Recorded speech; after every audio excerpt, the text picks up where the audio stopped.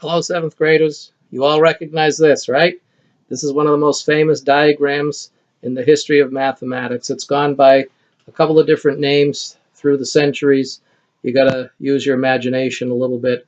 One thing it's been called is the Queen's Throne or the King's Throne. Kind of looks like a big chair or throne. It's also been called a windmill. Again, got to use your imagination. Kind of looks like a windmill. This diagram is designed to show the Pythagorean Theorem. What we have is a right triangle, and there's the little indication of the right angle there.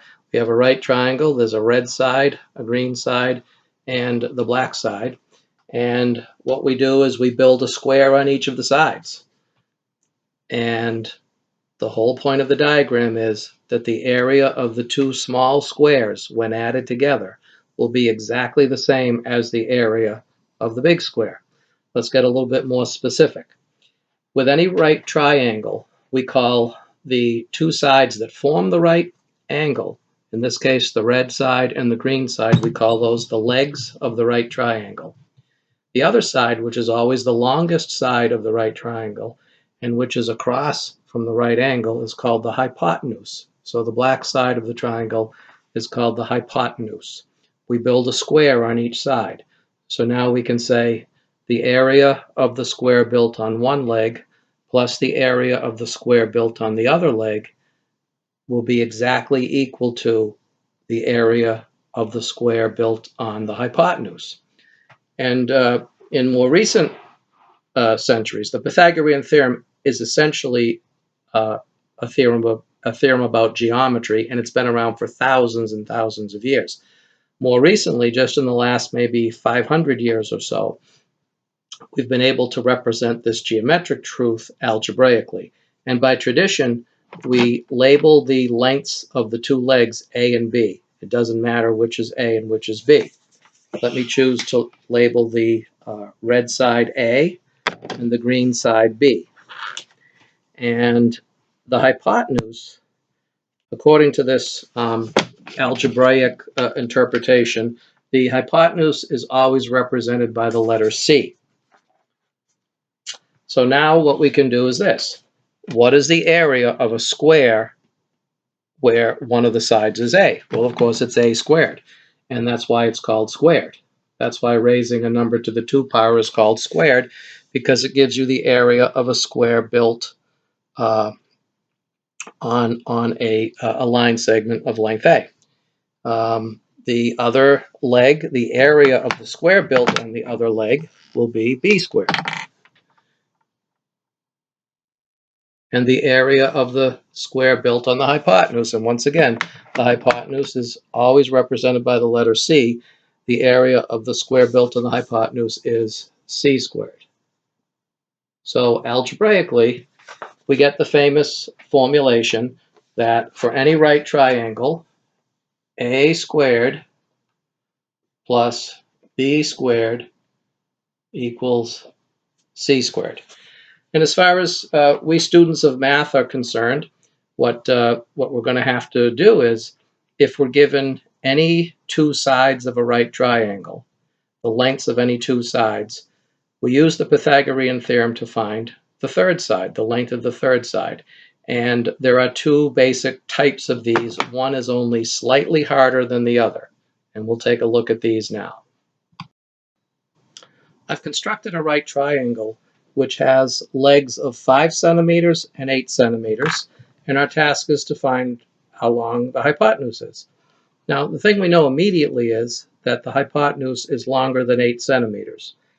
The hypotenuse is always the longest side of a right triangle. The 5 and the 8 are the legs, and it doesn't matter which leg is A, which leg is B, as long as the hypotenuse is C, as I've labeled it. And so we can just say that 5 squared plus 8 squared is C squared. This is the slightly easier kind of Pythagorean theorem problem where you're given the two legs and you have to find the hypotenuse. We'll see in the next example that there's one extra easy step to take. But for now, we work this out and we get 25 plus 64 equals c squared. 25 plus 64 equals c squared. So c squared is equal to 89. Sometimes I like to flip this around and put the thing that we're trying to find on the left. That's sort of what we're more used to sometimes. C squared is equal to 89. And the final step in this is really just a conceptual one. If you square a number to get 89, what is that number? 89, the hypotenuse is clearly not 89 centimeters. 89 is the area of the square that's built on that side. The square that's built on this side C will be 89 square centimeters. So now the question is, how long is C? Well, if C times C is 89, C is the square root of 89. That's exactly what we mean by square root. The square root of a number is the number that you multiply by itself to get that original number. The number that you square to get 89 is what we mean by the square root of 89. So that's the answer. C is the square root of 89 centimeters. If you need to know, if you're building something, if you're an engineer and you need to know how long that is, just take out a calculator and the calculator will give it to you to several decimal places as an approximation. And of course, you should recognize that the square root of 89 is greater than 9. 9 squared is 81, so the square root of 81 is 9. The square root of 89 is greater than 9. The other kind of Pythagorean theorem problem is where you're told what the hypotenuse is and what one of the legs is, and then you have to find the other leg. Here, I've indicated the unknown leg is A. That would make the 9 B, and the hypotenuse, of course, is always C. So plugging into the standard formula, A squared plus B squared equals C squared, we get this. A squared plus 9 squared equals 10 squared.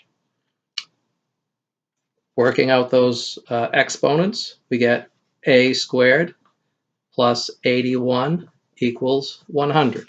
9 squared is 81 and 10 squared is 100.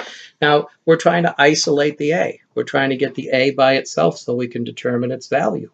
So here's the only reason that this kind of problem is harder than the previous one. We have to subtract 81 from each side.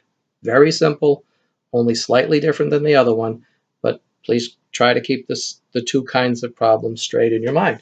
We have to subtract 81 from each side now and get A squared equals 100 minus 81, which is 19. A squared is the area of the square that would be built on this side A. It would be 19 square centimeters. But we want to know how long A is. We want to know the number that you can multiply by itself to get 19, and that's exactly what the square root of 19 is. If A squared is 19, A equals the square root of 19. And once again, the calculator can tell you that that's 4 point. Of course, the square root of 19 is somewhere between 4 and 5 because 4 squared is 16 and 5 squared is 25. The calculator will give you several decimal places beginning 4 point, should you need to know it. So that's it. The two basic kinds of Pythagorean theorem problems, they are both easy. One is slightly more difficult than the other. Good luck. Take care. The Pythagorean theorem. It's beautiful.